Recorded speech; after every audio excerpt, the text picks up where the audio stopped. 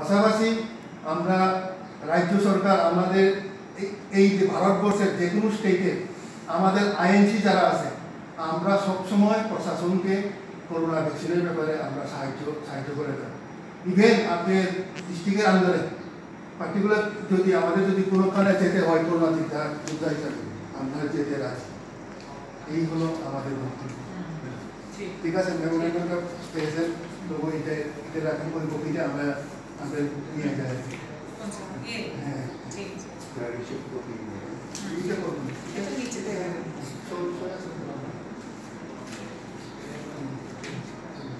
আরো লোকজন আছে ওখানে বসে রাখছে তাদেরকে। ঠিক আছে, আসি ম্যাডাম।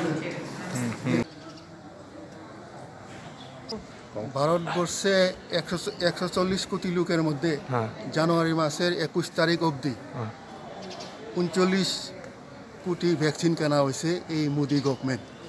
কিন্তু আমাদের বক্তব্য এখানে ভারতবর্ষের লোক সংখ্যা যেহেতু 140 কোটি, এখানে এই গভর্নমেন্ট যে ভ্যাকসিন কেনা হয়েছে এখানে 3.7% লোকে মাত্র ভ্যাকসিন পাইছে, বাকি লোকরা ভ্যাকসিন পায় নাই।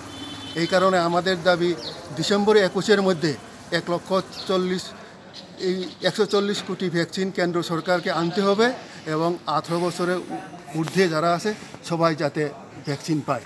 এবং আমরা কংগ্রেস দল যে কোনো রাজ্যের কোনো প্রশাসন যদি মনে করে করোনা যোদ্ধা হিসাবে আমাদেরকে সহযোগী করতে হবে, আমরা অবশ্যই সহযোগী করব। এটি হলো আমাদের মূল দাবি।